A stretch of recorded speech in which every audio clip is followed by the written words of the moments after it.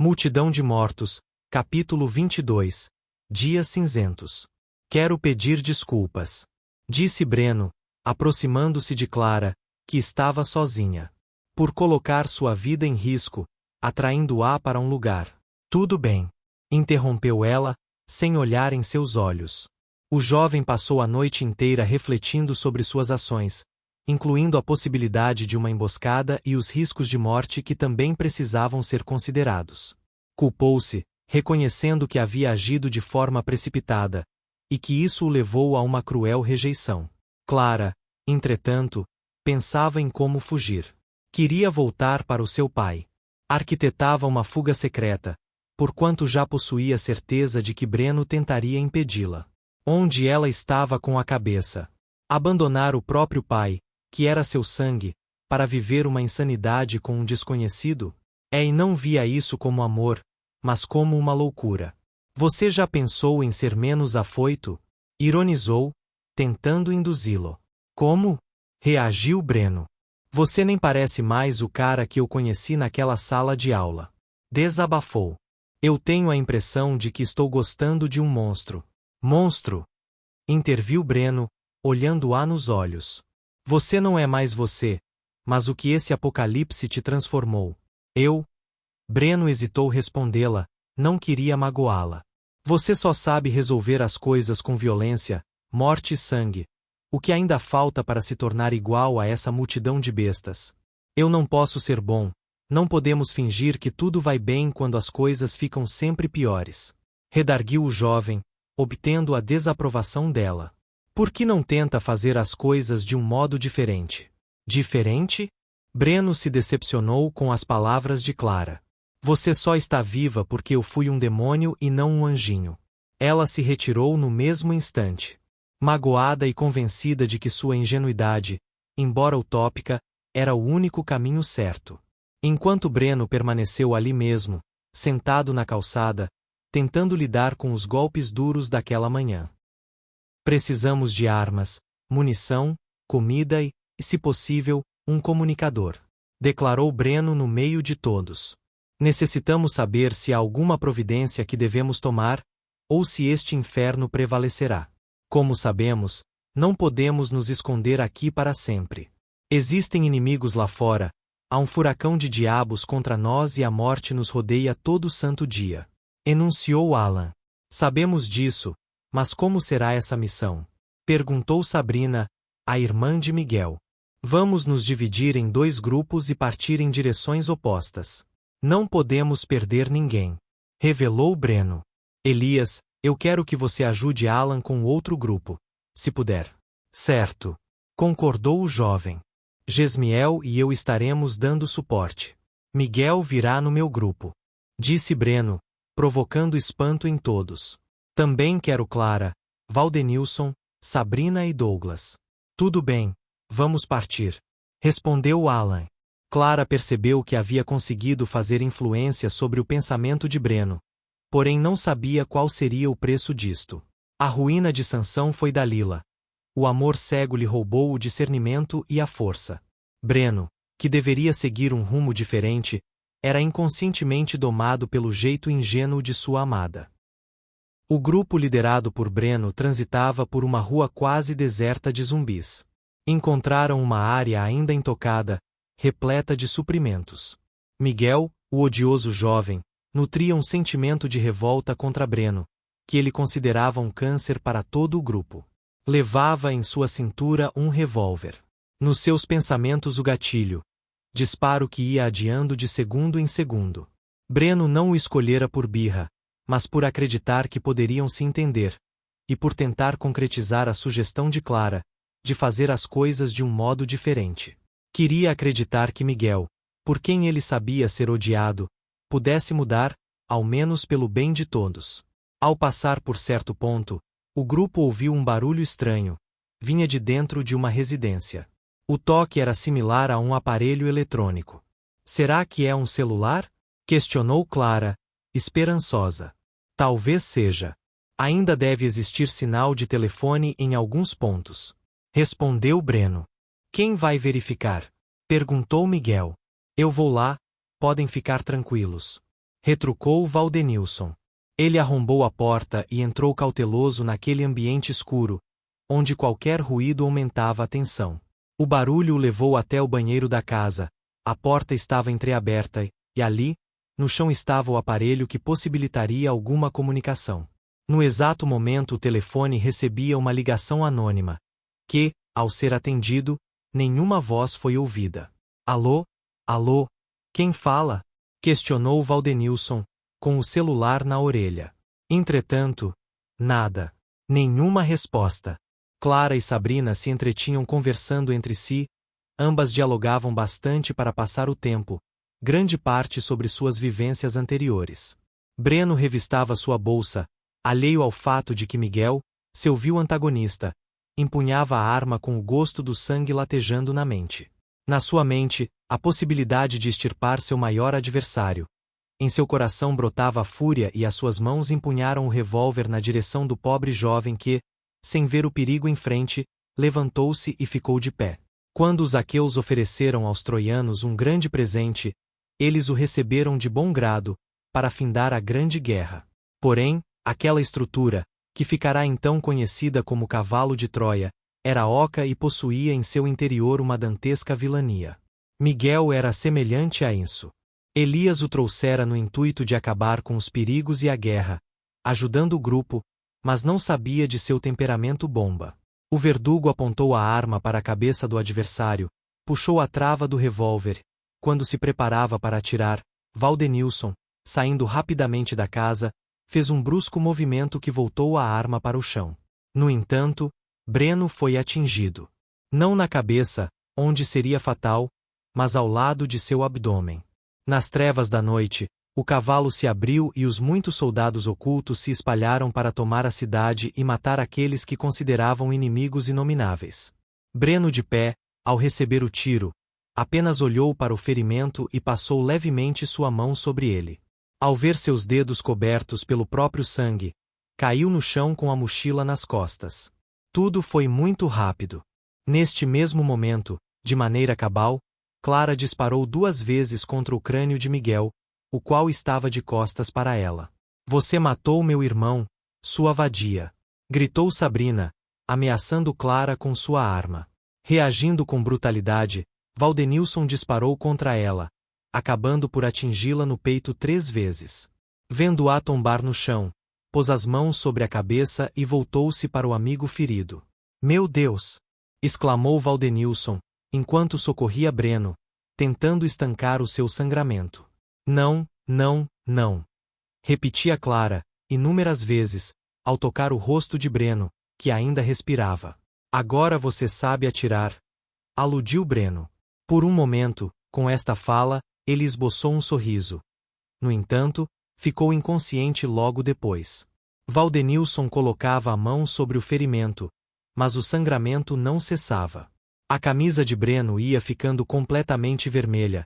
O sangue constante manchava agora o rosto de Clara. Precisamos levá-lo daqui, ele não pode morrer! Exclamava Clara, aos prantos de desespero. Botando Breno sobre as costas, Valdenilson encarregou-se de levar seu companheiro.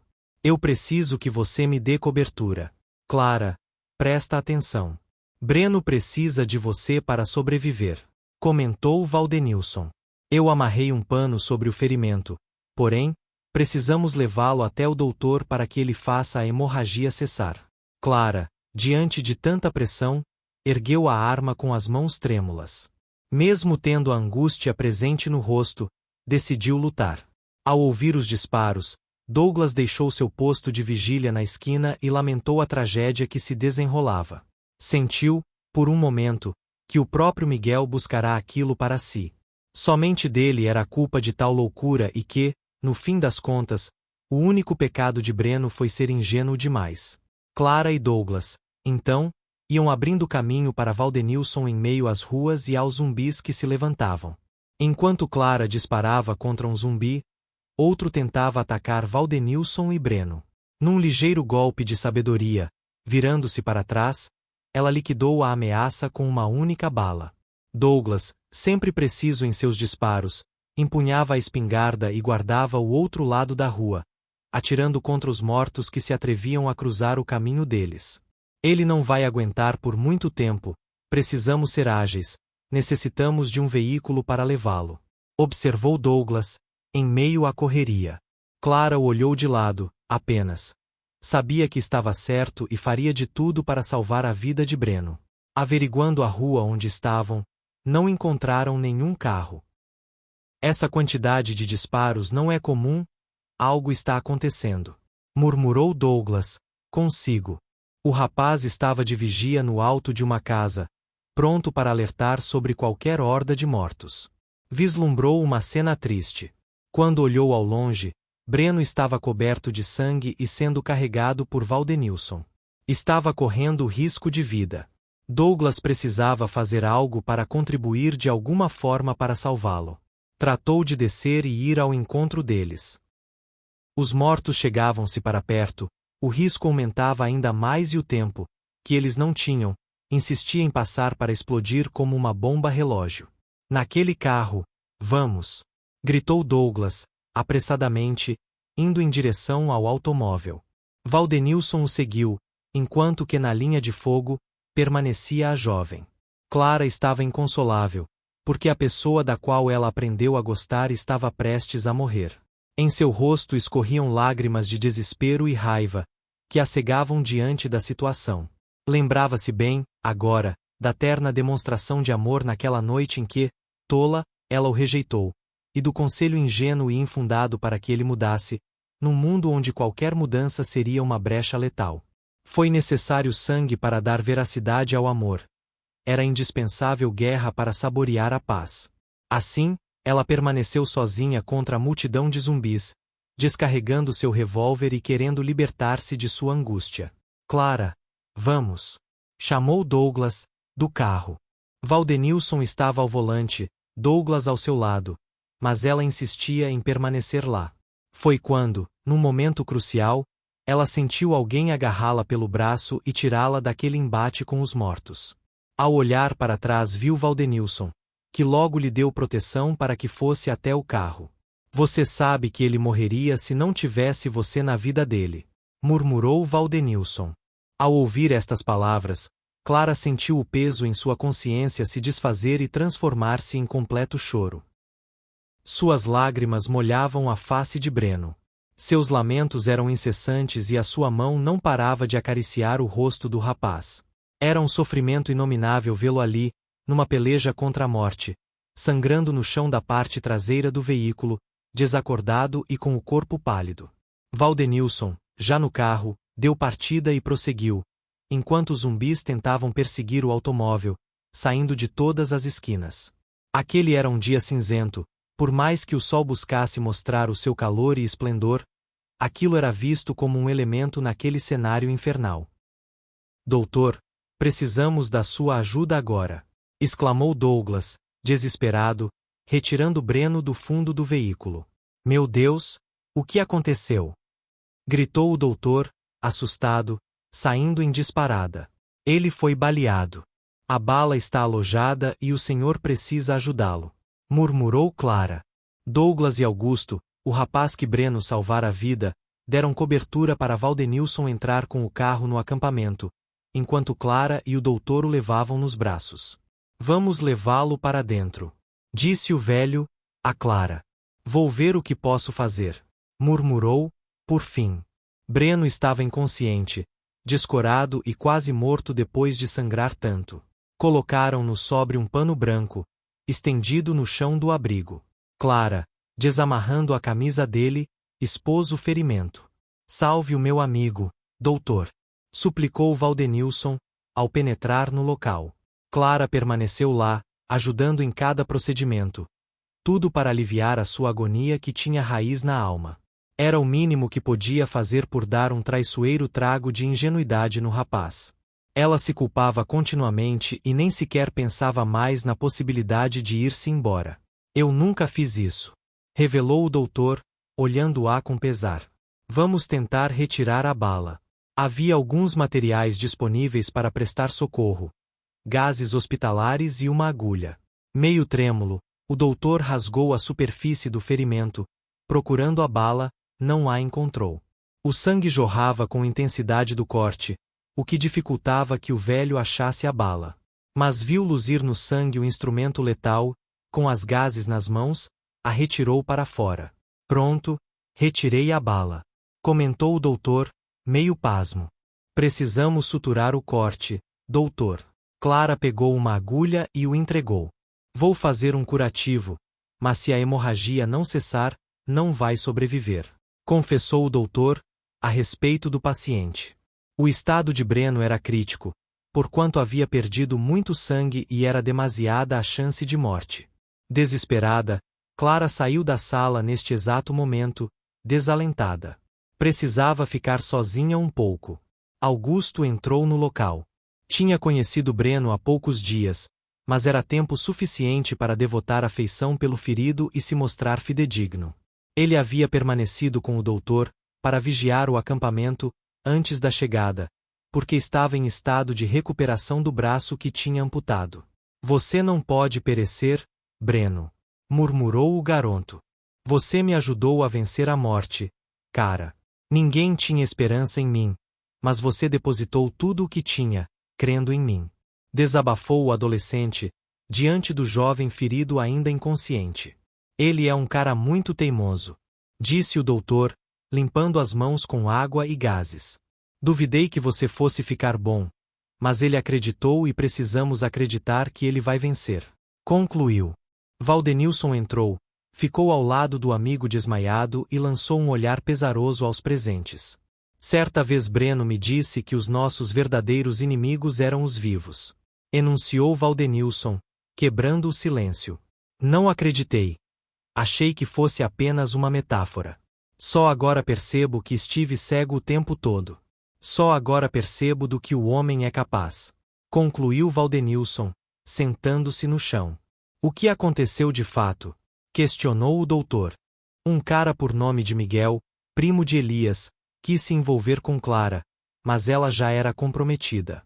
Breno disse-lhe algumas coisas e ele não gostou. Daí em diante passou a alimentar um sentimento odioso. Contudo, ele queria mesmo era liderar o grupo. A forma como ele jogou as coisas na cara de Breno. Aquela briga? Indagou Augusto. Sim, confirmou o amigo. Pude presenciar a mesma. Acrescentou o doutor. Verdade que o rapaz buscava uma intriga e esperava derrubá-lo para se apossar do grupo. E o fato de ter se aproximado da jovem foi por conhecer o temperamento colérico de Breno. Ele disparou friamente. A intenção era matar. Estava apontando para a cabeça.